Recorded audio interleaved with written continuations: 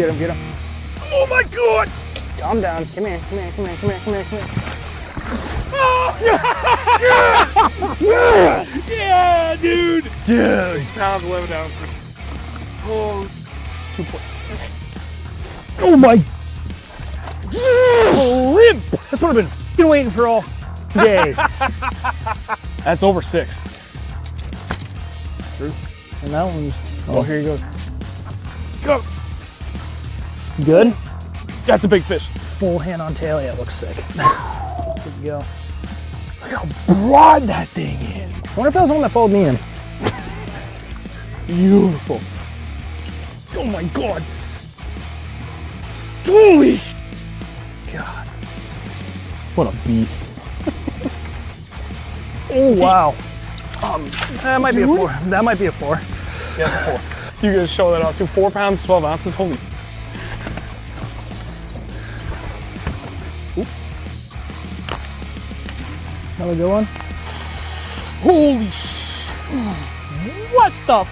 Is that another 6? Could be. It's the second giant of the day, proving that point. Oh my God! Oh my God! Yes! Big baits, big fish. There we go. 5 pounds, 6 ounces. Beauty! Dude, I'm not even joking. It happened again. You kidding me? Nope. Is it big? Oh! That's strong. Oh, Yeah, wow. That's a fat fish, dude. 4. Holy. Dude. Holy hell, that's long. Yeah, it is. 5, 4, 6. What? Yeah. Just rock. Got him. Get in here, you.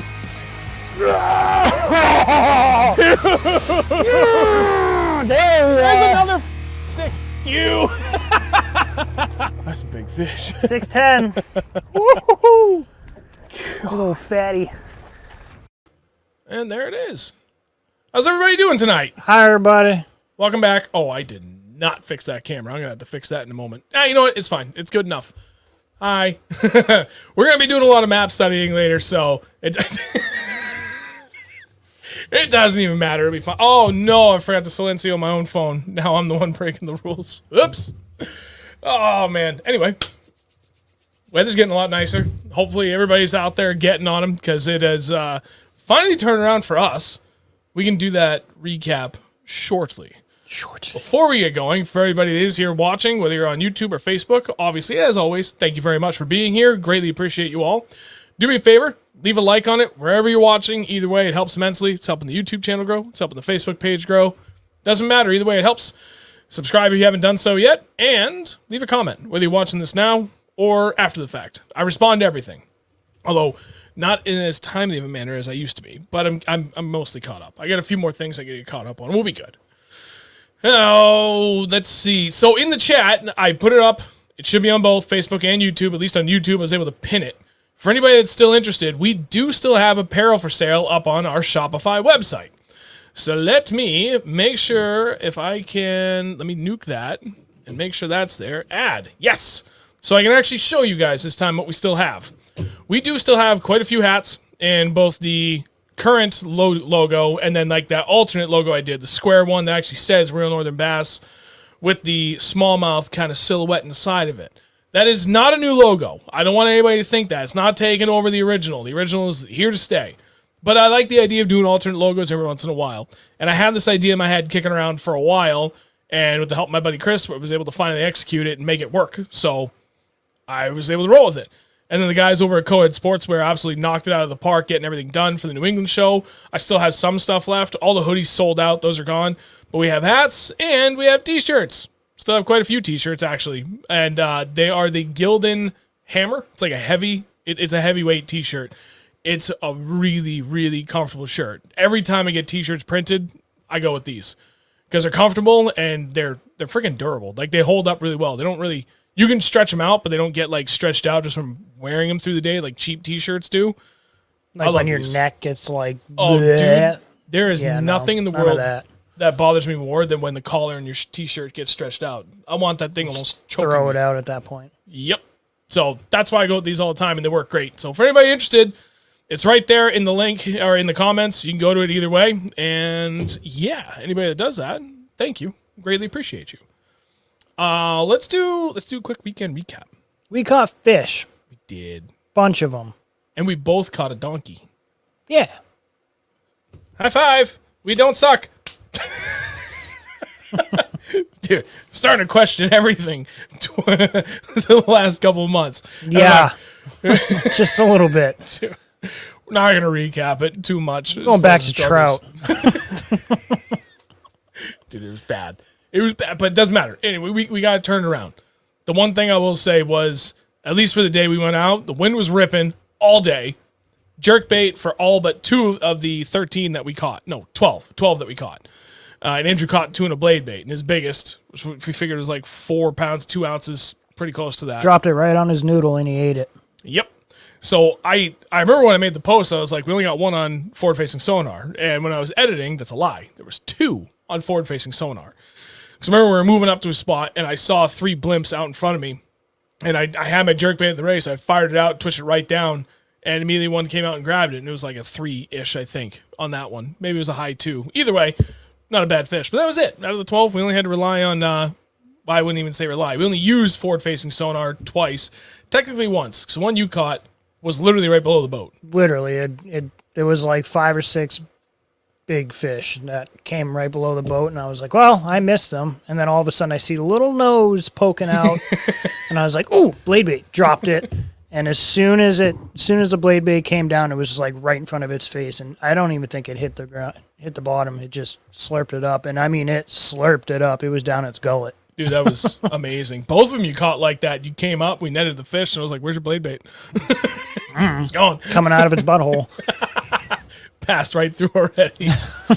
Other than that, so I mean, we were in New Hampshire. Water temps were 44 to 45. Wind was ripping.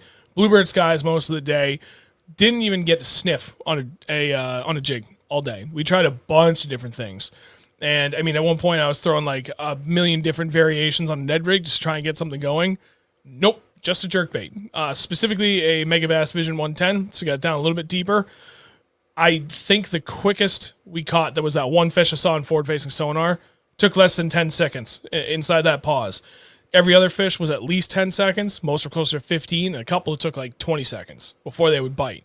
So it was slow. Like, you had to twitch it a lot to get their attention, but then you had to give it a long pause for them to make up their mind and actually commit to the bait.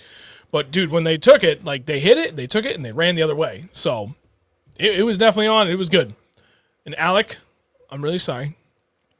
I did not catch fish, but let's not talk about it. My grieving period is nearly past. Yeah, but you had a really good day the other day, too. I feel you. You had a good day, too. Yeah.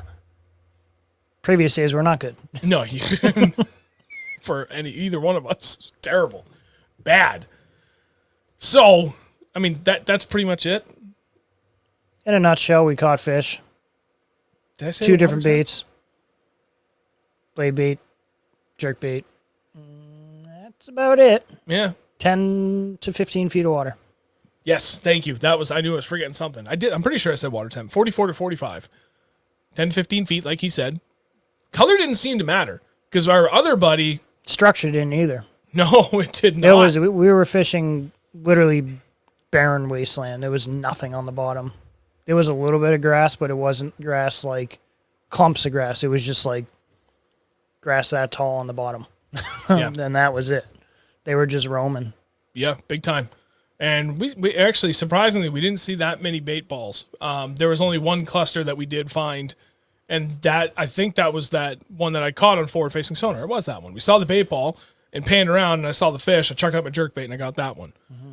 Color on the jerkbait didn't really seem to matter, because he got one on fairly different color scheme than mine.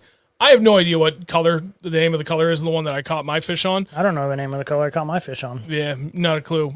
Dennis and his buddy Andrew were out, and they also caught a ton of largemouth. We didn't catch a single one. And likewise, they didn't catch a single smallmouth. Which is weird, because we fished like the exact same spots. And they got all their largemouth early, when it was before the sun really came up overhead. True. I talked about that in a video recently. Like, this early in the year, when the water is still a little colder, like sub 45, when the sun really gets up, seems to shut them down. Dude, it happened again. Mm-hmm. We got almost all of our fish when it was cloudy, or at least early in the morning. So it was bluebird skies most of the day, but when the sun was still fairly low on the horizon. But once it got pretty well overhead, like a 10:30-ish, shut down. And we had a couple hours before nothing. But I knew, because there's rain coming, the clouds were going to come. And literally as soon as the clouds came in, we got right back on them. Yep. Yeah, we did. And then I look up, I'm like, does that look like rain to you? No. Yep. What you said was, wasn't there a mountain between those other two mountains in the distance? And I was like, I honestly don't remember. Let me double check radar. We have 10 minutes before all hell breaks loose. We got to go. Because we were going to go back to the spot that we were catching them in just to check it out again one more time before we left. And we ended up just saying, nope, just kidding. We're leaving. Lots of rain. But it was a productive day. It was good. It was good. I'm looking forward to this Sunday. We're going to be up in Vermont guiding a client. Should be a good time. I did get a report from a buddy up there. And kind of think I know who the buddy is. yes, he stomped us when we went up to that little pond. No, I know. So guess what water temp is? I was actually surprised. 46. Damn, right on. Was it? Yeah. Cool. 10 on. Perfect. So I'm hoping right now. I think it's supposed I'm to be mostly hoping from cloudy. the launch you go right and we go throw jerk baits. Yeah, that's the plan. Okay, cool. The guy really wants specifically, he said cranking and jigs. So I'm going to counter and say, there's a good chance for jigs. However, would you be interested in a suspended jig? Because that's pretty much what we're going to be doing. Yeah, that's what I call it. Suspending jig. Same thing. Same, but different. Yeah. Aaron, my thumb is still recovering from Sunday. That sounds like a really good day. Good job. And Jeremy, spinnerbait has caught a few for me in addition to the blade and jerkbait. Jerkbait head and shoulders above the other two. Yep, we've talked about this a lot in the past. It's one of the reasons why I wanted to really get used to get my confidence with the jerkbait, because like this time of the year, this cold water in the fall and in the spring, like that, it's king 9 times out of 10. Maybe not quite that much, but you know what I mean? Like it's just too damn good. You have to. If you really want to make the most out of every opportunity, you got to get comfortable and confident with the jerkbait, because there's just days where like that's it. And it would make the world of a difference between using it versus not using it. That's for damn sure. Trying to look around. What else did we have? Northeast had a good one. I gave him a chance. I thought the spinnerbait would play yesterday, Jeremy. I couldn't get a sniff on it. They only wanted a jerkbait. Tell you what, it's funny. And I'm going to go right into Kevin's thing. It's weird because it's almost springtime and they're chewing on jerkbaits. It's just like we haven't really ever talked about that before. We have, but not to the extent of so many other baits. I was being sarcastic. Oh. Well played. Yes. Kevin, good day on the chatterbait. Elite Evo Sun, 48 to 51 degree water, 150 acre pond. They were in about 4 feet. So that kind of goes hand in hand with what Mark was saying, where he's been trying the spinnerbait and that wasn't working at all. It's funny because I posted up a video on Friday literally talking about like spinnerbait, jackhammer, swim jig, and that bite should be going off any day. And there's a few people that have been doing it. It's been working out really well for them. And I went out Friday, like literally I posted the video. I took a half day off from work. I posted the video at like 11:45. And then I was out on the water by 2:30 and I went out for a few hours, and I over dedicated to trying to make that bite work because the water temp was right. The conditions look good for it. And I saw so many fish up shallow and they were all following my jackhammer back. I tried a couple different colors. I tried a bunch of cadences. And I honestly, I'm not really kicking myself for sticking to it so hard, but I kind of am, because the moment I got off the bank and went to that next stage that I also talked about in that video, okay, they're not up in like 4 feet or less. So how about that 5 to 10 foot window? Literally every fish I caught was there before I ran out of time. I had to head home. But I know plenty of other people that water temp and conditions and everything are right, and they're hammering them up there in the shallows, exactly like I talked about in the video. I actually got a couple messages from people on like Instagram and whatnot over the weekend. A couple of guys stuck some donkeys. One guy sent me a picture of a 6. I got 2 different people that sent me pictures of 5s, and then Dennis one caught of the that person. 514. Yeah, well, that was jerkbait. Yeah. But Oh, true. yeah, and then another guy sent me a picture of like a 4-pounder or something, and all of them said the same thing. Like, dude, I literally did exactly what you said about going up into the shallows. 3 of the 4 guys specifically said they went and fished near an inlet, and they all cracked the giant. So, if you've been out there, you've been trying to make it work, and it's not quite happening yet, give that same spot like to this weekend, and I'm positive it's going to completely change. It's going to work out. I know for me why it didn't work, and I should have given it up on my way to the lake, because on the way there I saw snow on the ground like the last 2 miles. I'm like, shit, there's probably a lot of snow in the woods too then, because the inlet's on the north side and that stream goes for quite a ways, so it would have been pulling in a lot of that, snow melt and cooled it off. And sure enough, I got to the inlet and it dropped a degree. So that spot wasn't quite ready, but it's close. It's really, really close. I just want to get a couple more comments. There's another comment there from Kevin. I'm going to pull that up in a second. Before we get into it and answer this last one, we want to get into breaking down new water. I can pull up any example that you guys want. Andrew's got a million examples that we can pull up. Either one of us. We want to hear from you guys. If there's a specific body of water that you would like for us to do this exercise on. I have a very defined process. And if I'm just doing this alone, I go way more into detail. When it's Andrew and I together, it's a little bit less detailed, because the rest of the detail comes from the two of us talking it out. So, for all intents and purposes, we're going to give you the full thing, but it's basically what we do. It's either we need to move up or we need to move out. Yeah. Where was that comment from Kevin? I saw it. Up. There it is. Any good jerkbait recommendations for small ponds, shallow water? The pond I've been hitting lately is only 7 feet deep max, according to online maps. Oh, there are a lot of suspending jerkbaits out there that are 2 to 4 feet, and I don't remember any of the brands or the models. If you go... Yeah, but you want to get right on top of that grass at the bottom. Yeah. To really... If they're not suspended and they're down on the bottom, you want to get right above their head pretty much, or at least a couple feet above them, and to pull them out of that grass. And they will come out. Yes, they will. Wholeheartedly agree. Hold on. Let me just back up for 1 second. Boat Potato, my best 4 brownies went 19.2 yesterday. So in 4 fish, you almost had what we had on 5. We had a good day. We had 19.75. It's a hell of a day. That's a hell of a day. That's really good. Nice job, man. I like it. I'm looking through. What else? Oh, Dropman. Candlewood is 52 degrees, right? Wait, what? Damn. Dude, I tell you what, that Reynolds tournament that they had down there, people caught some bags. That place. Oh, dude, I know. I saw it. Candlewood is wild. Magical. Oh, Cricket Fab. Hey. Cricket. Oh, there you go. Nice sheet Erie 95. Wait, what? Oh, Boat Potato, him in Spofford. Not that I am aware of. Well, Mark's kind of from that area. He might there. Oh, he's going there next week. All right. It only just opened. There's been 100 posts about that place in the last week. Everybody wants to go there. I mean, it's good. It is good. Good luck losing all your jerkbaits there to giant pike, though. Giant pike. Huge ones. All right. Well, I mean, we got through pretty much all the comments. There's a few more in there that I see I could probably start picking up. But meantime, let's get into breaking down lakes. I want to hear from people. We'll give you a couple minutes here. Some suggestions. Start throwing out map or lake names for what you want to see, how we break this down. And I want to see God, several if you say in there. Spofford, I'm going to lose my shit. That'd be a really easy one to break down. It would be. Go here.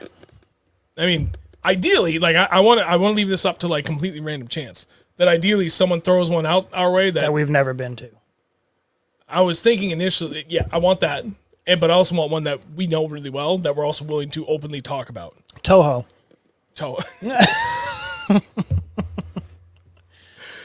Flip and pitch a jig. You're done. Yep. Find the grass. It's everywhere. Good luck. There you go. All right. So looking at this, I'm going to let these build a little bit. Look for one more comment. I thought I saw something in there that I really want to make sure. Oh, Kirk, same for us. They were in 1 to 3 feet of water wrecking bait balls. Hell yeah. That's what I like to see. Bait balls in 1 to 3 feet? That's pretty neat. Yeah, I believe it. Oh, Aaron, there we are.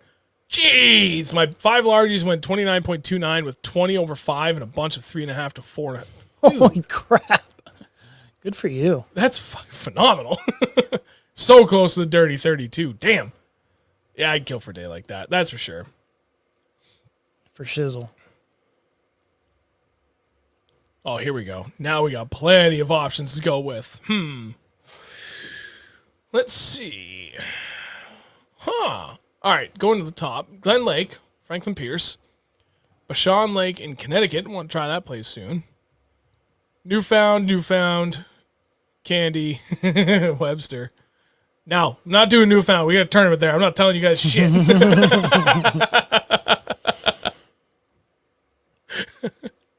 Aaron, I'm a bit south of Champlain. Oh, buddy, why do I think I know where you are? And general area. It's probably not the exact pond I initially thought of, but it's probably one of the pretty ones dang right close. next to it. Yeah. God, that whole St. state is Lawrence. magical. I mean, whether it's like, dude, either side of the New York Vermont state line, it seems like every single one of those ponds hold giants. It's insane. Everyone. Absolutely nuts. I love out there, St. Lawrence. St. Lawrence, I could do. Steve's literally on his way up right now. Is he really? Mm-hmm. So I just found out today. Him and Randy are heading up together. Where are they staying? Oh, I don't know. But they're going for the Canadian early season opener. Mm-hmm. So remember how we were supposed to do that trip, and we all ultimately was like, no, never mind. Yeah. So I just found out today from work that I have to go on a work trip out to St. Catharines, Ontario, which is right next to Niagara Falls, and it will likely be. You're bringing your boat, aren't you? No, I'm not. I have to text one other person in this grand scheme of plans I have, but it'll likely be drive out Sunday, work Monday, Tuesday night, drive back, because from there to Oneida is about a 4-hour ride. So Mr. Millers, if either one of you are here, on that Wednesday, that'll be the Wednesday, May 8th, I would like to charter one of you, please, on Oneida. Thank you. If that works out, that's my plan for Wednesday. So I'll drive up Tuesday, stay wherever, fish Oneida, and kind of do like my initial scouting for the BFL that day. So it's because I'm already going to be out there. So you're going from here, way out there. Yep. Coming back, grabbing your boat, Nope. going to Oneida. Nope. If I can, I'm hoping to jump in somebody else's boat. I'm lost in the sauce right now. I don't know. Get in Chrissy's car. Yes. Not taking my truck. Just driving out with all my whatever rods and tackle I want to bring. Do the work trip, which I'll be on Ontario, on the western, down by Niagara. Right. Like I'll be out fishing for 2 days for work, which is dope. And then Wednesday, go out, hopefully on Oneida with either Ryan or Sean, if I can hook up with one of them and jump in their boat. There you go. And then He lives on Oneida. Aaron. Wait. Oh, I live in Oneida. I don't fish it past opening day. Really? No kidding. Well, I'll be there May 8th. I'm just looking for a buddy to show me the ropes, as long as they're not fishing the BFL, because I want to step on toes. I'm looking for an opportunity to be able to kind of get in a pre-scouting thing. He could be your guy. Could work. But then I'm going to leave there Wednesday night, and I'm going to go meet TJ up on the St. Lawrence Wednesday night and fish St. Lawrence on Thursday, Friday, and drive home Saturday. Yeah, you're all over the place. It's going to be great. You're right. I'm going to be all over the place. Boat Potato might fish that Bass Nation Newfound tea. Okay, we're definitely not talking about Newfound then. That's for sure. Anthony, that's what I like to hear. All right. So, Highland Lake, New Hampshire, Lake Ida in Minnesota. Huh. Interesting. Connecticut River, Bellows Falls. No, Mark. And Aaron, no, I've never been to Oneida. The only fishing we've done in New York has been on Ontario and the St. Lawrence. All right. What do you think? Oh, I did see Lake Sunapee. Webster Lake. See Massabesic. That's not one of the people asked. Yeah. Where? Down. Someone actually said Massabesic? Down. Purple. Oh, Kevin, Massabesic. We haven't fished. Oh, have you? Twice. Before I knew a damn thing about what I was doing. My first time there, I caught a 5. The only issue with this is I don't know where the boundary is where you cannot fish. Well, you can definitely see it when you're out there. Well, I know you can, but I don't want to be able to. Let's not do that one. I want to be able to point to the whole lake. Okay. If I can't definitively say where that boundary is, then I don't want to. I mean, we could probably find it. I think I know where it is. We'll come back to that one. What's another one out of these we can pick? Highland Lake, New Hampshire. Bear with me a moment while I search for exactly where this is. Haven't been there in like 12 years. Okay. That ain't it. Yeah, it is. Is it? That's the Highland in Andover. Oh. I know a thing or two about this. This is a good example. All right, we're going to roll with it. There's only so much I can say. So, hang on. Who said it? I want to make sure we get it. Mark, you win. After I didn't realize he wrote it. After giving him shit about not telling him about Newfound and Bellows Falls. Wait, I'm going with one of his suggestions anyway. All right, time to break it out. So, step 1. You're going to want to go to your state website and find a depth chart. Bath maps. Bath map, because that's going to have more than just the depth chart. Wow, I cannot speak. Depth chart on it. It's also, if you're lucky, going to give you some other very important but basic information. Most cases, you're not going to find a detailed depth map from your state.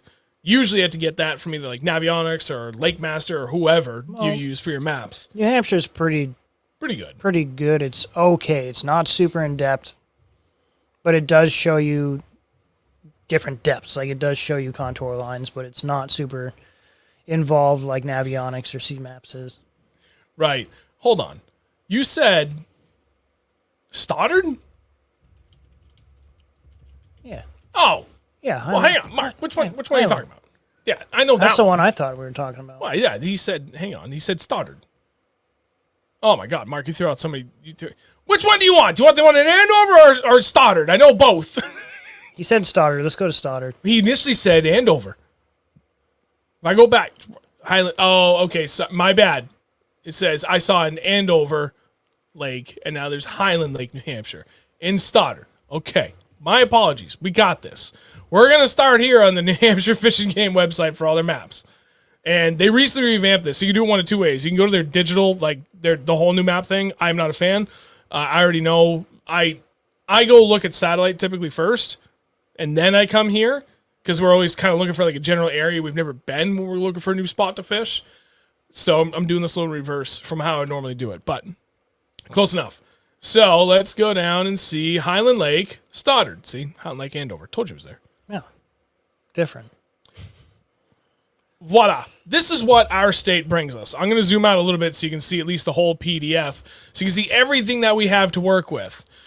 But it gives you a whole map. And in this case, we're lucky because it actually has the location of the boat ramp, which that is no longer accurate for anybody who wants to go here. Do you want that bottom one? Yeah, the bottom. This one over by Pickerel Cove, it no longer exists. As far as I can tell, that's been purchased and it is private now, which is why you don't see many big tournaments out there anymore. I'm not sure how people work it out. It used to be, that was like what was it? It was like a restaurant or something, but they were never open on Sunday.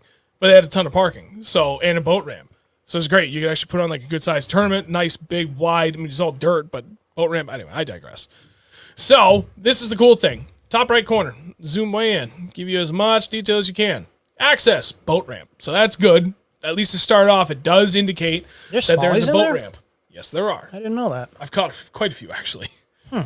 Secondary to that, though, it gives you like everything. So it gives you the overall size for the acreage, that whether or not that matters to you or not, whatever. Average depth and max depth. Like, this is something that's really important to me depending upon the time of the year. Like, especially towards the end of the season as the water temps are starting to tank. I'm not typically looking for a very shallow body of water. In the spring, 100% yes, because it warms up fast, but it cools off just as fast as well. So depth is very important to see at least this, your average and your max. This is really the most key thing. This is why we start with the state map information, because this is where you're going to find the species in there. And for the most part. For the most part, that's correct. There will be some unlisted because, God, some of these survey studies on these random bodies of water, they could be decades old.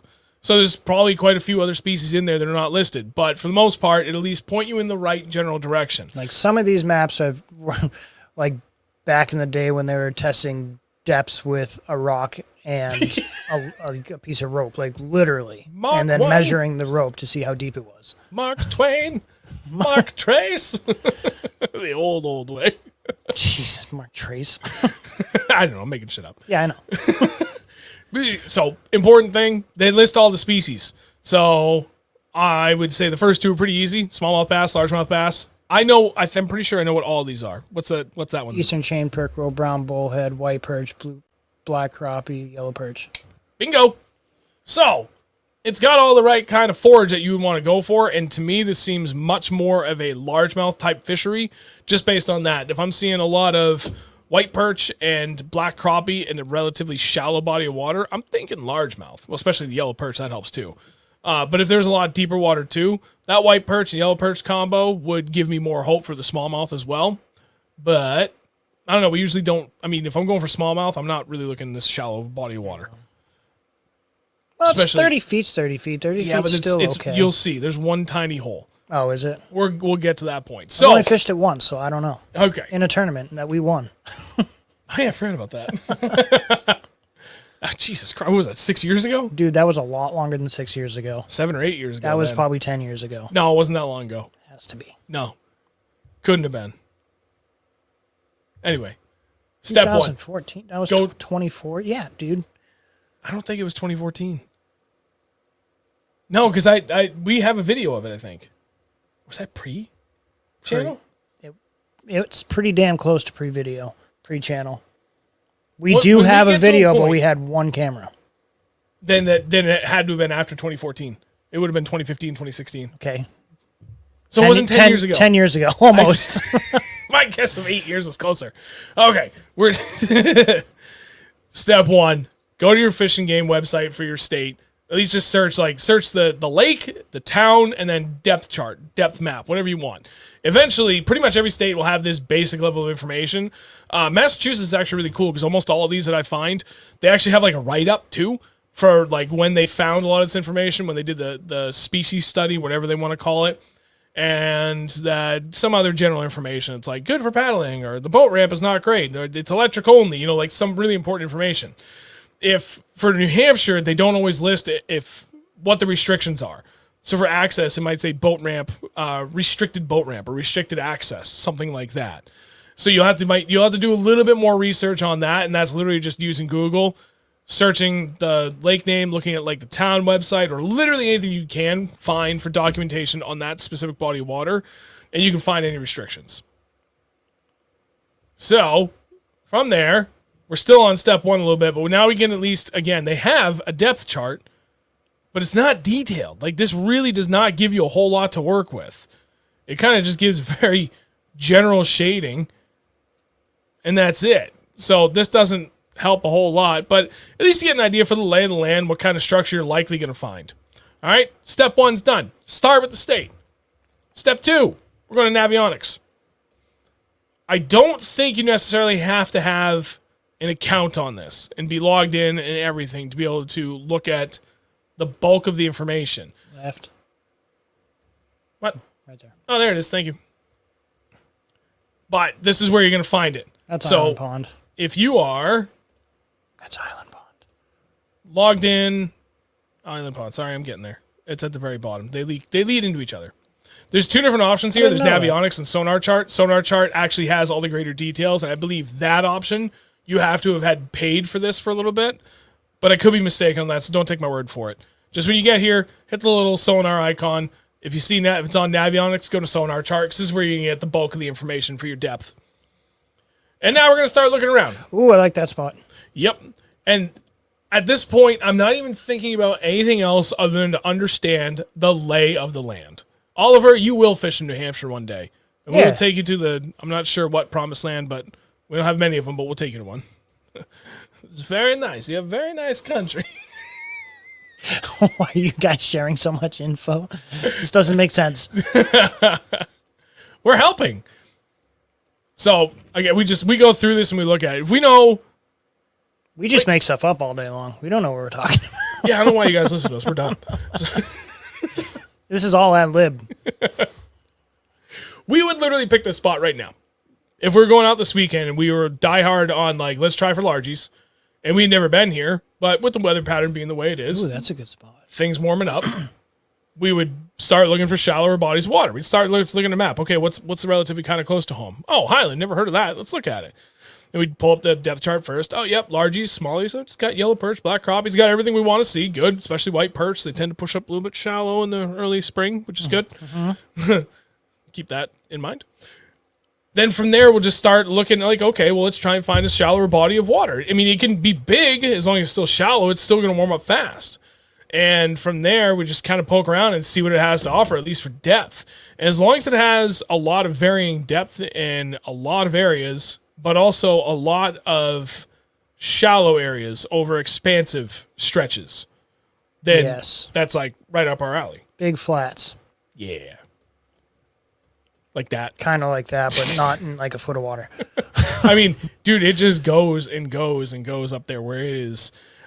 So with this, I'm not entirely sure if it's really just that shallow, where like typically if there's nothing else marking it, it's less than a foot. That's not the case. I think this is where they stopped. They didn't get any further than here. It was probably like a foot deep here. They did it like in the middle of the summer when everything was drawn down. And they're like, you know what? Never mind. That's good. Yeah, I have no idea. I haven't been up that far. We didn't go up that far when we fished there. We didn't have to. Where on the map are the fish clean stations? Right at the launch, buddy. Back of some dude's tailgate. Anthony. Looks like New Hampshire still uses the old drawings created by pilgrims. Pretty much, dude. Oh, but that's step 2. You know, okay, so now we know generally where we want to go. Now we've looked at it. It's like, all right, well, cool. Now we know what it's like for there. There's plenty of spots that we can see. Like, I can tell you right now, that whole back area looks really good right about now, especially with that warming trends. Step 3, I need to stop that for a second, and I need to present a different screen because I am limited on what I can do with StreamYard. It would be nice if I could do multiple screens at once, but it won't let that. Then we come to Google Earth. We've talked about this. Now we see Earth. Earth. Welcome to Earth. Welcome to Girth. Settle down, Garth. Sorry. Hang on. I can't see. I see it right there. Thank you. I turned off labels on this the other day. I forgot about that. I was showing people real secrets. Okay, so now we have Hind Lake. Take my word for it because I turned off all the labels. Google Earth on your desktop, on your computer, your PC, call it whatever you want, depending on what generation you come from, is wonderful. Because what this can do that Google Maps cannot do is we get to go back in time. And that's what this fancy little clock symbol is for. So we're going to be here. We'll say we're going to go here this weekend. And clearly it's not this green right now because things are starting to bud, but they haven't sprouted. So this screenshot, believe it or not, actually is from April. Of like right now, April 2024. I have a hard time believing that because it's not. That was from July of 2019 is actually when this was really taken. So that makes sense. This is good. This is a really good starting point. We want to see what this place looks like in the summer. Look at all that grass. Have at it, sir. Dude. You can take it from here. You know exactly what the hell I'm going to talk about because you and I have done this a million times. This grass right here is real good. All this juicy grass here because once you're in the spring, all this grass is kind of laid over, or it's like when it had died off during the winter. Zoom in a little more. Or whatever you want to call it. Oh, them's the lily pads. This is going to be, is it? Even better. All these stalks are still going to be sticking up. They're just not going to be on the surface. So that gives the fish a good spot to come in and hang out. And all those bluegill and perch are going to eat. The perch most likely are going to be out in a little deeper water, but the bluegill are all going to be up in here, and the bass are not far behind them. They're either going to be out feeding on perch or they're going to be out feeding on. I don't know why, but I keep wanting to call it brim. You haven't even moved south yet. You're talking like you're from the south. Well, some dude was I was talking to some dude at work the other day, and he kept calling him brim. But this is the type of stuff that we'll go throw jerk baits over, chatter baits over, spinner baits, any type of moving baits like that. Like all up in here could be really, really good this time of year. Ooh, yep. Look at that point. Oh, yeah. That could be really, really good right now. Down in it, I just saw another spot up in here because it looks like is that an inlet? I don't think so, but it looks like it's trench from all the boat traffic coming through. Look at all those boats. But there is definitely like a channel here in this channel swing. I would be focused on that like hell. That and up in here. Like depending on how shallow that is, I wonder if that's like, if that was 2 feet, 2 to 3 feet. Yeah. If that's a foot the whole way through, probably maybe not right now. But if it's like that 2 to 4 to 5 foot range, that could be absolute money for chatterbaits and jerk baits if you can get it up over the grass without getting in it. Yeah. But this time of year, we really want to focus on that. Yeah. Focus on that like 5 to 15 foot mark. And in this place, I mean, I don't know where that deep pocket was. It was somewhere right around in kind here. of in here. Yep. It was deeper in here and deeper in here, and it was a little shallower in here. I think it was like 6 to 8 feet or something like that in here. Those fish will move up onto that spot there. That's 6 foot. I think there was like 14 and maybe 15 feet on this side. You want to be close to that deep water, but still shallow. And that's where we were finding most of our fish this past weekend was they were close to deep water, like 40 feet? 40 feet deep is where I think it was.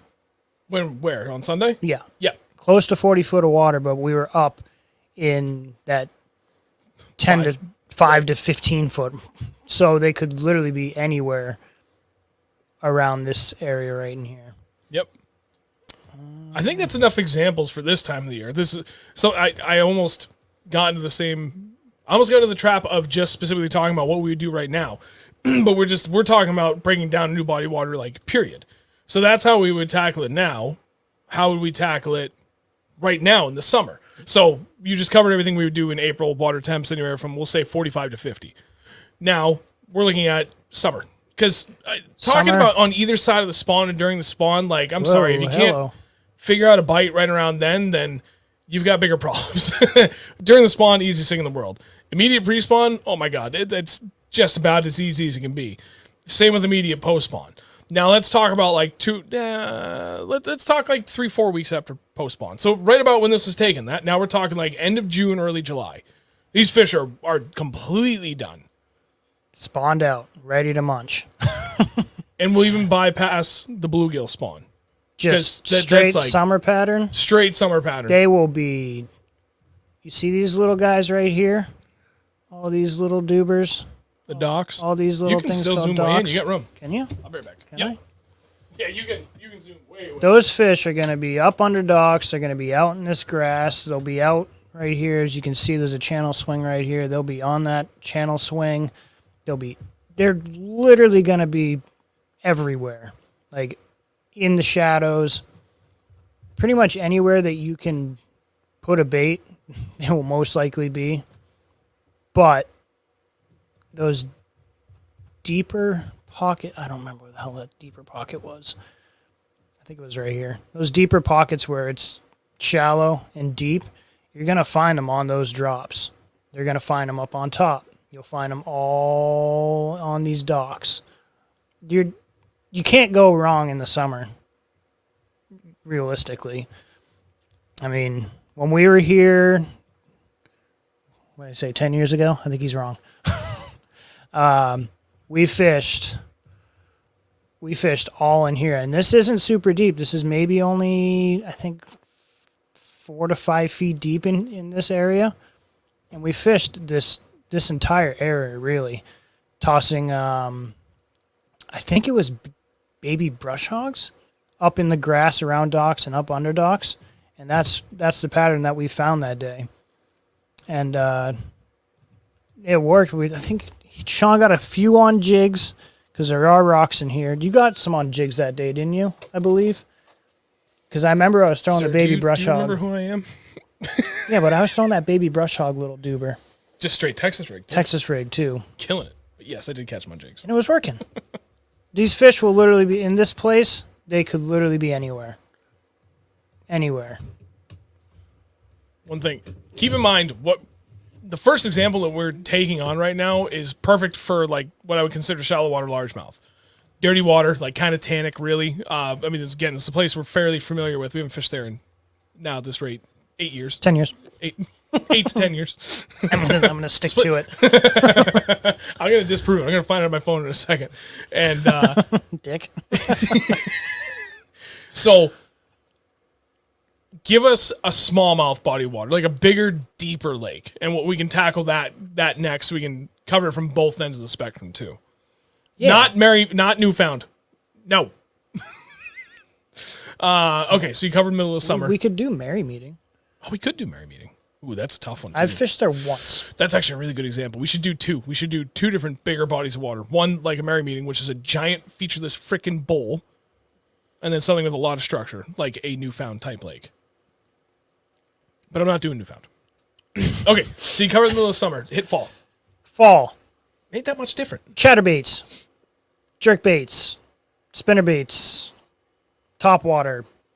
Buzzbaits. Defiant buzzbaits. Yeah, but where are you looking? Oh, dude. Go back to it. No, I'm going to disprove you. I'm going to find that picture right now. I can't. Where's the... Pretty much looking in the same areas in the spring, I will look in the fall. And if they're not there, I'll go shallow, and then I'll go deep. It's... What would you say? I think that's correct. So in the summer, you can find them in both extremes, like super shallow, finding any shade, underneath lily pads, docks, you name it, or out in the middle of nothing, either roaming middle of the water column following bait, or like out deep on some good structure, whether it's grass, rock piles, whatever. In the fall, no, it's like the reverse. You're just going back in the same spring patterns. Right. But you still have very clear vegetation to work around because a lot of it hasn't died off yet. Like all up in here. All up in here. Up in Looks here. good. Like up in here, like that same spot that I was talking about before. All this grass and this hard weed line. Ooh. Throwing a jerkbait down this. And then once this all lays down, throwing it up over all this. Chatterbaits, spinnerbaits. Topwater in the fall, I haven't really dabbled with. Except for wake baits. Oh, buzz bait for me. Wake baits, All day. I have definitely used. I don't want to hear it. 7 years ago. Oh, June of 2017. Oh, that's an adorable limit. We actually really wasn't that bad. it was like 13 something, I think, or 14 something. Hey, it was my first tournament. We won. I was happy. Yeah. So we need a smallmouth lake, though. Sunapee. Sunapee will humble you fast. Ain't that the damn truth? Ooh, Lake George. Ooh, that could be a really good example. Lake George has so many spots. I know. We're not done yet, though. You covered the fall. Fall, winter. Well, This place? I Cold? have No. no idea. This place is going to freeze over quick. yeah, this is a type of body of water that, like, once that fall bite dies off, like, I'm done. I'm not even going to bother with there. And I'm going to go for deeper bodies of water, but the water temp tends to stay a lot more stable. Yeah, after that, because, like, basically when a body of water like that gets into the low 50s, like really close to 50, it's still really good, but in my experience, most of them just drop off a cliff after that. And you'll still have your windows of opportunity, but I just don't bother with it when I know I can go to bigger bodies of water that are more stable and get a very consistent smallmouth bite going. And plenty of largemouth too, but, like, I'm not going to bash my head up against the wall in a body of water like this when I know it's not ideal, and it could make or break me. So why take that gamble and when I can just as easily go to a bigger body of water and be like, yeah, no, this is going to work and it's going to be great. So you covered everything on that. Shallow body of water. One thing I want to talk about. So we've essentially given you steps 1, 2, and 3. So we covered what the state has to offer for all the basic information, give you the lay of the land, what's in there for, both bass and bait fish, where your ramp is, your average depth, your max depth, things of that nature, overall size. Then you go to the depth chart and you get an idea of, okay, well, where is all my depths and what are they? Where are they positioned? The whole 9 yards. Then you come to Google Earth and you can check it at different times of the year. Like, I think we've only been looking at July. So I would, so that would be September. There we go, April. So if you really wanted to see, I mean, you could literally go from April to September. Wait, go back to that. I will in a second. I saw something. Now you can clearly see without doing anything, you can see what those weeds do when they die off. And it paints a very clear picture of, like, especially in some really shallow areas that in the summer it doesn't look like there's any water. You can actually see there's, like, extensive water back there. But, again, now you can really go back and see, like, what does this look like at this time of the year? This actually really helps you find inlets because I didn't realize there was an inlet right there. Up to... Oh, I see it now. Right here. There's that one. There's another one over on the left in that tip of that cove. In here. I think that's what that is. Zoom in. Click and Kinda drag. looks like... Click and drag. No, What do you mean click and just drag? fucking... Oh, this way. Oh, wait. What What is are going... you doing? I'm doing the wrong one. Yeah, that is absolutely an inlet. Yeah, it looks like a little creek feeding in. Oh man, I'll be throwing jerk baits all up in here. Yep.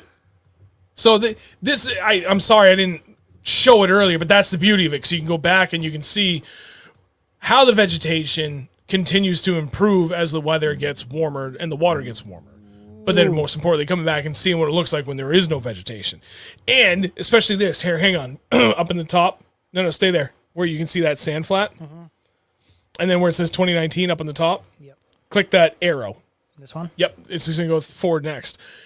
Bam. So that hard packed bottom that you were seeing, all sand, there is still some vegetation there, but on either side, that's all really dark bottom with all that lily pad beds there. So, like, dude, that's like a really good spot. I would This is absolutely like take a a look at. prime bluegill spawning spot too. Yeah, it is. With that sand there and the inlet come. Oh yeah. And all the vegetation on either side of it, plenty of ambush points for the bass. If they're not up on the brim beds, They're gonna be up in here. coming back right to those lily pad patches.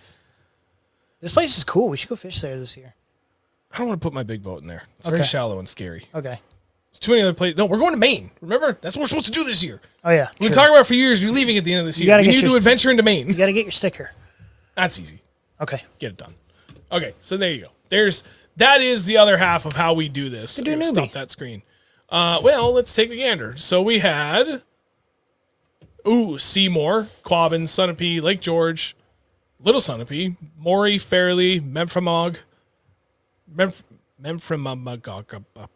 yeah, Candlewood, Memphremagog. Newbie. Hey, look at that! Someone did say newbie. Do you want to do newbie? Sure. It's not that big, but it's sure as shit a deep water smallmouth spot. Okay. All right. Hold tight. I got to pull up the right window again. We need to go. I can close that for the simple sake of getting rid of that. So now present, share screen, Chrome tab. Now just do the whole window. Just click. Huzzah. Okay. So we said Nubanoosit. Sure. That's a good one. Nut pond.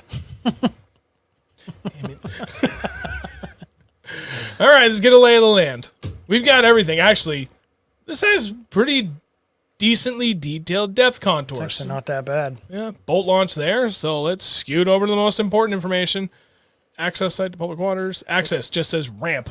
Rainbow trout, lake trout, smallmouth bass, eastern chain pickerel, brown bullhead, and yellow perch. And Additional info. See, this is where the additional info comes in place. Stocked lake trout and or salmon lake. Boat restrict. So you will have to go and do additional research to see what that boat restrict is. If memory serves correct, I believe there's only a speed limit on this place. That there's no actual boat restrictions. But the most important thing is a lake trout and or salmon lake. It is designated as such, and that means something in the state of New Hampshire. If it's designated that way, you're only allowed to take fish through open water April 1st to December 31st inclusive. January 1st through March 31st inclusive, you can only take fish through the ice. Period. which is dumb. Regardless of what the weather conditions are. That is the only way you're allowed to fish those places. Check your phone. DJ. Stuck a giant. Nice job, buddy. Oh, From the bank, too. That's that spot you're always at every year. Proud of you. him or me? Him. Him. Yeah. He's always pulling big fish out of that spot. Jesus, dude. I think that's the spot. No, actually, it might be a different spot. Regardless, good fish. Proud of you. Well, I say proud of you. Happy for you. Yeah, I mean, that's it. Average depth, 40 feet, max depth, 97. Okay, so, It's deep. yeah, I mean, you don't need the depth chart to understand that a lot of this is some deep friggin' water. There's a lot going on here.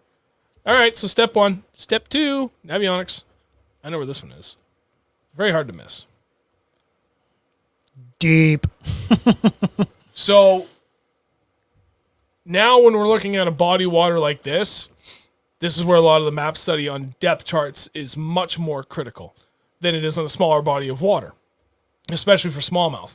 Because depending upon the time of the year, we're looking at this entirely differently in a million different ways.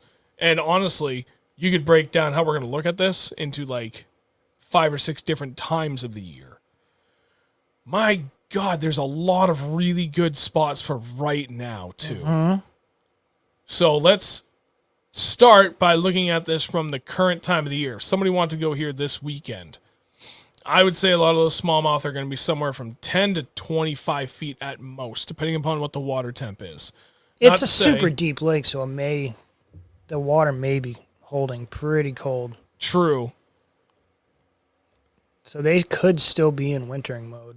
I bet there's like half the population still deep and half the population is up shallow. Shallow. Yeah, relative to where they typically are. So that 20 to 25, maybe even up to 15. Yep. 10 to 15. So very unlikely I would waste any time down here at this time of the year because of this section. Mm-hmm. There is a huge shallow area that they would have to climb over the top of to get back into here. And if that 40-foot hole isn't deep enough for them, which, I mean, honestly, right now it shouldn't be an issue, then they got a long swim before they can get back to truly deeper water. So for me right now, this time of the year, I'm initially going to completely eliminate this whole bottom end. And I'm going to stick to main lake. And I'm going to be looking for main lake points to start because that has always served us well.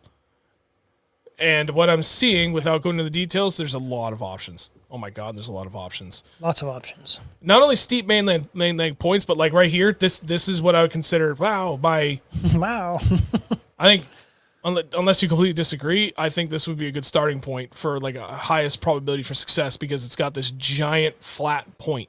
So it's got a huge, stable spot of I forgot the word I was using the last time I did this. I was thinking more up in here. Especially there. That's even better. Oh my God, that's perfect. Look at, no, go back. Go back. There's 1, 2, 3, 4, 5 different staging areas all in one spot. I would go right there. You can immediately eliminate right off the bat. You could start out at 50 feet and troll your whole way in and just stage by stage, starting out as deep as you could possibly dare to think they might still be right now. Be like, maybe they're out here. Nope. Okay, next spot. And after a couple 100 feet, you're up on that 40-foot shelf. There's literally a shelf every 10 feet coming up in this. It's awesome. Yeah, it's definitely a pretty cool spot. And if I was to go there right now, that's where I would go. I'd go check that out. I've actually never been here. In all the years I've lived in this area, I've never been there. They call it New Fish Newbie. No fish I've been there once. Or what'd I say? New Fish Newbie? New Fish Newbie. No, if you catch one there, it's a new fish. I caught one fish there. I went ice fishing literally right here. And I caught one tiny little perch. Oh, God. But there's fish in there. There's smallmouth. There's lake trout. There's rainbow trout. There's perch. I don't know if there's smelt in there. There may be. There should be, yeah. But there's going to be smallmouth, good smallmouth in there. This is another spot I would look up in here. It's a big enough body of water with the right species and the right bait. Really, any lake like this should have good fish in it. Yeah, absolutely. So when we're talking about bigger bodies of water here, this is kind of where the research stops because there's nothing really to be gained from looking at satellite imagery on this when I'm specifically looking for smallmouth because the kind of structure that they're going to be on, like shallow, it's such a short window and it's typically right around the spawn anyway, so it's kind of a moot point. Smallmouth, it's all about looking at depth contours, checking out depth maps, and actually getting out there and putting in work with your electronics. Anything you can have on your boat is going to help. Obviously, different forms of technology are going to help a lot more and make things a lot easier for you. Like side imaging and Mega 360 is your best friend when you're doing things like this. Because now what I really want to see is, like, if we pick this point, for example, what is it? Is there any rock on there? Like, if you could tell me that there was a bunch of chunk rock in here that was like a mix of chunk rock to hard pack bottom, like clean sand, like that's going to be awesome. Well, let's find out. Let's go to Google Maps. I don't know if we're going to be able to see it, but we're going to check in a second. This place is crystal clear. Yeah, but this is deep. But we will check. Yeah, but if this is just like sand, then I might not be so keen to want to look at that. I won't even bother unless I happen to see a bunch of fish. They're on it. I won't even stop. I'll come back over here and like I'll look through all these staging areas and I want to look for structure. Maybe not out in the 50 feet, but on this 40-foot shelf and up, yeah, absolutely. I'm going to put in some time at side imaging, make a couple of passes, mark any prominent boulder piles or patches of vegetation I can find, like whatever, just anything that can offer ambush points for those smallmouth. I'm gonna look all around. Pretty sure this entire place is rock. It's got to be. I mean, that's kind of the beauty of New Hampshire. It's kind of hard not to find rocks in a deeper body of water. We are the granite state for a reason, friends. I would totally take a look at this. Oh, right here. This is smaller, but that's still a really good spot because you got a really nice dwell. That's the word I was looking for earlier. Dwell area in 20 feet, and that could very well be good right now, but if not, it's not that crazy. I mean, it's about 40 feet right here on the top, and then it comes up to, that's 21, 22, 23, 25, 26, somewhere in here. We'll call it 23-ish feet, and that's a pretty good area. What is that? That's, oh no, it's actually really big. If I were to twist that around, that's about 150 feet wide across the top. Not huge, but still, it's enough. So there's a lot there to look for. It's a good staging area. Yep. But this is literally what we would do at this point. I mean, you can do it yourself. You don't have to have a friend, but my God, does it make it a lot more fun, a lot easier. When we, how many times have we lost like an hour on the phone or on the computer when we're talking about a new place to go to? We're literally both looking at the same map and we're clicking around like, oh, dude, we should go here. Like, no, we're circling spots, sending each other pictures on our phones as we're on our computers. Like, it's ridiculous. Sport is nuts. Yeah. So, I mean, this is where all the work really comes in, is studying your maps and understanding different times of the year. So before we go to Google Earth, let's talk about that, I guess, in broadly specific terms. If you were talking right now, we'll say after ice out up until about 50 degrees, like this is the area I'm looking at. Mm-hmm. This flat, and working your way up. And as soon as you get like everything dead consistent into the low 50s, then the spawn is right around the corner. Once that lake consistently hits 60 for what we'll say surface temp hits 60 degrees for the bulk of a day, and the weather is going to be consistent that it's not going to do anything but stay at that or go up, you'll start seeing fish start fanning beds like crazy. Bust out your flogger. Yep. So it's now flogging season. This will be stacked with fish between this point and this point. That's actually too deep. All around this, on those steep points, because that's a spawn flat. Absolutely for sure. All back here, all of this will be stacked with beds. So even that, like, just because there's no beds, smallmouth will be running up there really, really shallow. So that's, now we're talking water from 52 really to 60, and then through the spawn, and then just reverse everything. And over the next like 6 weeks after the spawn's done, they're gonna move back right down to like 5 to 10 feet. You still find some up shallow too, but for the most part, like 5 to 15 feet is kind of that magic spot for post spawn. And then you get about a month after that, and they're going to still be holding to the bottom and holding structure really well down to like 35, 40 feet. But then once water temps, it's like surface temps are really getting close to like mid to upper 70s and close to 80, then they're out hella deep. They're pushed way offshore. They're going to be chasing bait, and it's you can still catch fish on the bottom, but the numbers start to go down a little bit, at least for some of these glacial lakes here in New Hampshire, especially that are places like this. You could probably still find a lot of fish on the bottom without too much issue. Newfound is another place like that because there's so much structure out there, even down to like 60 feet. Mm-hmm. So not all of them are roaming, but some of those bigger fish, just like anywhere, they're typically roaming the middle, just following bait balls. But there's a ton of places you can go look at this. So last but not least, let's take one last look at Google Earth. Jeez. Kids. I need to go beat my kids. Yeah, figure out what the hell that was. Yeah, stop screen. Present. Share screen. I can do this. I'm smart. I am not challenged. There we go. Here we are. Oh, God, you zoomed way in. Yeah, you told me to. I did. What were we looking at? Newfound. All right, Newfound. Wow. Right there. All right, I'm going to check on my family because it sounded like one of my kids fell on their head. Okay, see, well, you can clearly see that rock pile.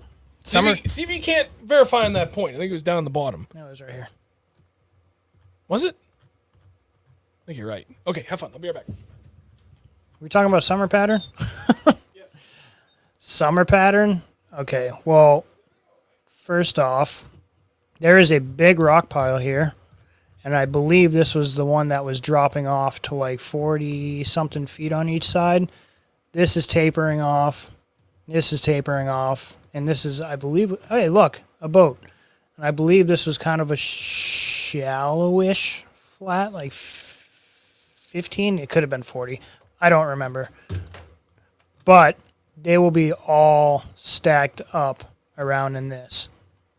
And just from Google Maps, I mean, you look around here, you got rocks all up in here, big boulders all up in here. And this is before you even start going out deeper and looking. Just from Google Maps, you can just see seems like it's a pretty decent shallow flat. This could be grass up in here. Not 100% sure. Since I haven't open water fishing, it's all good. Cool. But these are... Oh, look at all those rocks. Yeah, I know. That's what I'm saying. Like, look at that. There's a giant rock right there. Another big one here. Yep. And there is actually one spot that I do want to show you. Oh, my. So... That'd be crawling with beds. Crawling. Absolutely crawling with beds. Those whitecaps? Yeah, probably. And coming into here. Like, this place looks like the fish could be anywhere and everywhere. Around these islands, off this tapering point off this island, another one here. It could be cruising up here, super shallow. Look, it looks like an inlet here, maybe, possibly, or that might be from boat traffic. That's probably boat traffic. But yeah, there's still a little channel right there. If they're up shallow in that pre-spawn bite, like especially when the water's like 55, I would be looking all around things like that. Like literally it could literally just be a 2-inch deep depression, and you would be shocked at how many fish would be hiding in that. So they will use anything to their advantage in that narrow, super shallow, smallmouth pre-spawn window. It's nuts. We'll be up on certain lakes, and people, will have left cinder blocks behind from whether they use it as an anchor or they use it kind of as a mooring or whatever the hell the case is. And I'll throw a shaky head at it, and all of a sudden I'll have like a 3-4 pound smallmouth on. I've had that happen so many times. It's stupid. Off a cinder block. And you can see it's clearly a cinder block from like not too far away, but rarely can I actually see the smallmouth on it because he's just on the other side, depending on how I'm coming up on it. And it's funny what little they need to be able to use to their advantage. And they will take advantage of it every single time. This would be loaded with beds as well. Yep.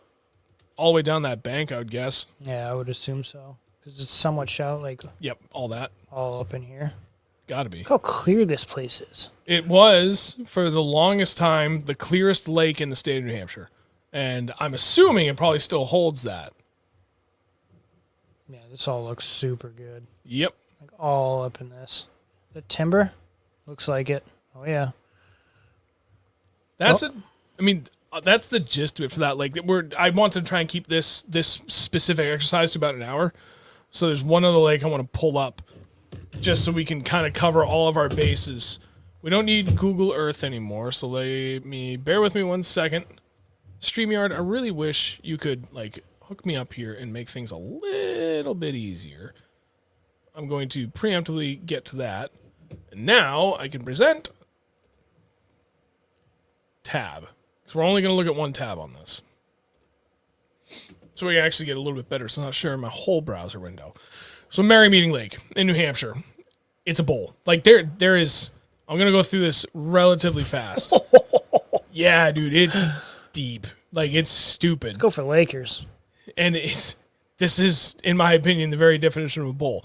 I mean, don't get me wrong. There's still plenty of other kind of dwell areas, but for the most part, if you look at this compared to a lot of the other areas in the Lakes region of New Hampshire, relatively featureless.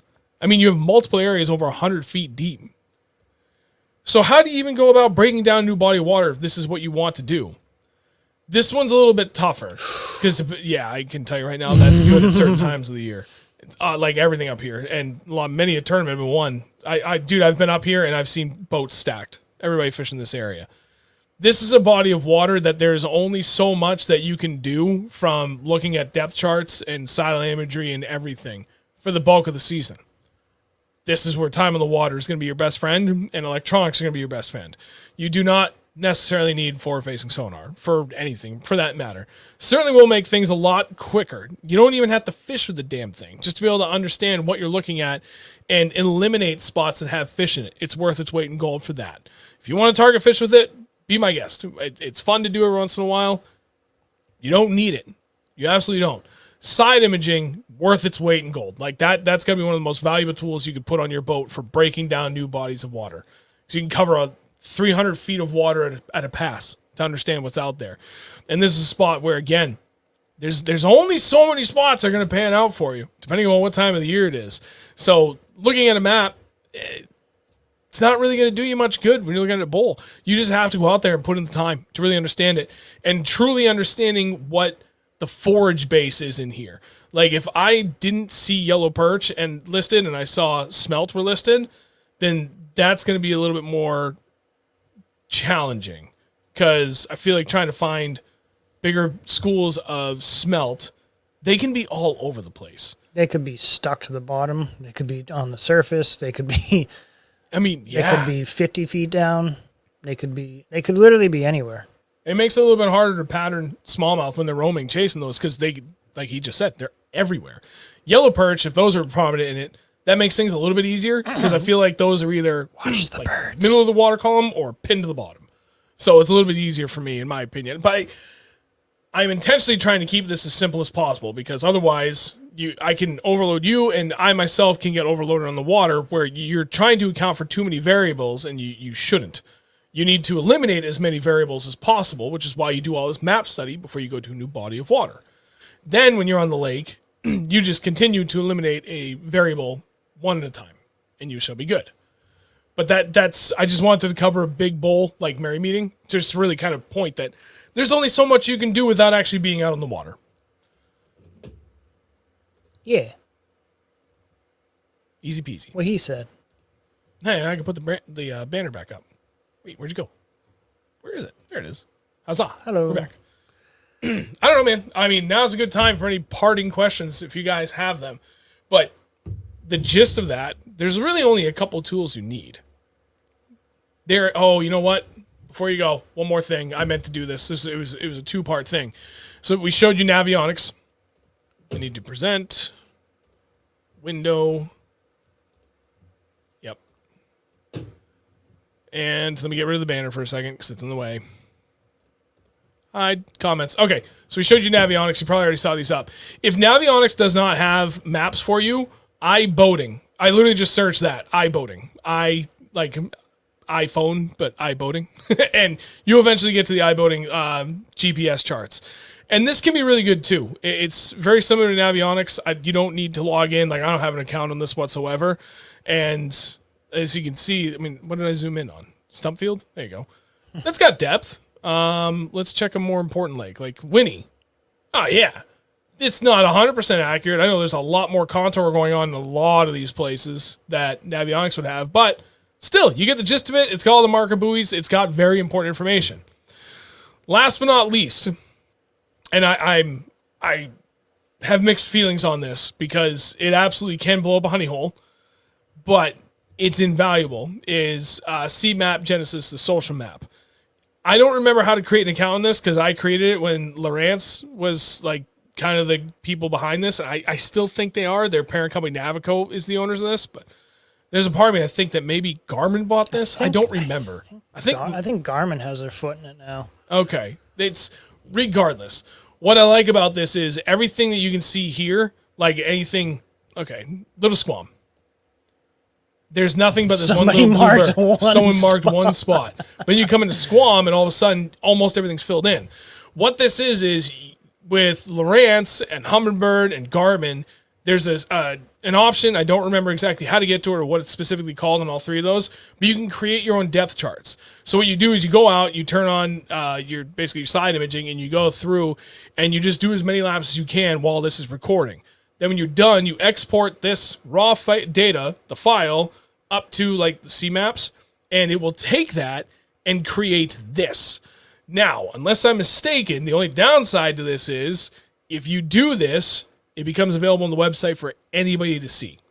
So if you are concerned, if you wanted this information for like one of your little secret honey holes and it doesn't exist, you will be putting your honey hole on the map. To the best of my knowledge. I know that's how it worked at one point. I don't know if that's the truth still to this day. Better to be safe than sorry. So just please keep that in mind. But for places, for people that have done it, it'd be nicer if I could remember a lake that doesn't have a good depth chart that someone did. I don't know what Walker Pond is, but I guarantee you this did not have a good depth chart on the state map. But someone went through and mapped all this out. Like, look at that. Look at the detail on that. That's phenomenal. You cannot beat that. That actually looks like a really cool pond. Place does look pretty sweet, actually. I just zoomed in on that out of the blue. That place looks really cool. We should go fish this. Okay. Yeah, dude. Place looks sick. Yeah, it does. I like this. Yeah, right? Jerkbait. That's cool. All right, I'll tell you what. I'll throw... I do know of one really good example. And, yeah. Dublin Pond. So, someone literally got almost every single square inch. They missed a sliver in the middle. How dare they? Zoom out a little bit. They missed one little thing. But this is 10 times better than Navionics. Like, if I pull back Navionics up and I go back to Dublin... Where am I? Franklin Pierce, Pennacook, Deering, Badger. Half Moon. Things are hard. Dublin. Right down. Yeah, there it is. Thank you. Like, I mean, that's still pretty good. But there's a lot of key information here that's not being adequately captured. So we come back to C-Maps. That's better. This is accurate. That is 110% accurate. Because that was measured by somebody with really good technology. And they went out and they uploaded it to Lowrance and they broke all the information down, and you cannot get any more detailed than that. Nope. So that's pretty damn good. That's the last piece of the puzzle that I use when we're really trying to break down a body of water. I will go through all of those, all 4 sources. Start with the state, Navionics for me because I have Navionics map card. Then iBoating if I can't find anything on Navionics. Then last but not least, I'll check C-Maps. Actually, I'll check Navionics, C-Maps, then iBoating. But this is pretty cool because, I mean, look at all the detail on that. Right. Like, this is a perfect example. So looking at that farm, kind of, well, field, whatever, coming down, and you get that hump at 52 feet. If you go back to Navionics, stop that. That doesn't really show on here. And this looks like a really detailed map, but it's clearly missing some very key information here. That subtle difference right there. That makes all the difference in the world to me. There you go. That was the last thing I wanted to make sure I shared. And put that back up. So, any questions, concerns, issues? And caught a few good ones on the act there today. Nice. Good. Complaints? Complaints? I'm sure there's lots if of there those. is, GFSF. Yeah, like I've never had luck in the cinder block strategy in my life. Now it's confirmed the fish are stupid and just hate me. Sorry, man. I agree. I'm just kidding. Love you. Tell you what. I hope that was really helpful. I mean, really, the only tools-wise for how we break down a body of water, there's not a lot that you need. But I hope that with the two of us elaborating on the wheres and whys of how we continue to break it down from there, helped paint a better picture of how to break down a body of water at different types of the years. We covered largemouth, shallow body water, smallmouth, big, deep body of water. Kind of covers all your bases. So one of the things I wanted to touch on was that this came up from that night. We had asked for a ton of recommendations. I went back through the spreadsheet that Chris had created, and I saw this, and I was like, well, I know we did this, and I thought it was recently. It was the 7th stream we ever did. This is 149. We were overdue to touch upon this again. I thought we did it a couple times, but... We did in, like, for very specific times of the year. Oh, okay. Like, for spring bite, fall bite, ice out, things like that, midsummer. Actually, we've never actually done a midsummer breakdown. We've done, like, a lot of really good fishing videos, but I don't think we've done, like, a true midsummer breakdown. So we can do that in the middle of summer, then? That we can. I could be wrong, but I'm pretty sure we haven't done that. Usually at that time of the year, we have, like, a lot more guests on and stuff because everybody's active and everybody wants to be a part of it and it works out. But that's where we're at. So I really hope you guys all found that very helpful. Yeah. Jason, isn't Omnia Fishing doing something similar now too? That I don't know. I'll have to look into it. Now I'm curious. I think that's it. I wanted to keep this to about an hour. I think we did a pretty good job. We spent almost exactly an hour covering the breakdown portion. Correct. Not bad. Up top. And around the back. All right, man. What do you think? We will see you guys. We will 100% see you guys next week. I can't talk right now. Wednesdays, we'll see you. 8 o'clock p.m. Eastern at youtube.com/@ at real. What the hell? Error. Major malfunction. Monkey, stop crashing the symbols in my brain. YouTube.com/@Reel Northern Bass, and we will see you guys next week. Love you all. Have a great night, everybody. Bye.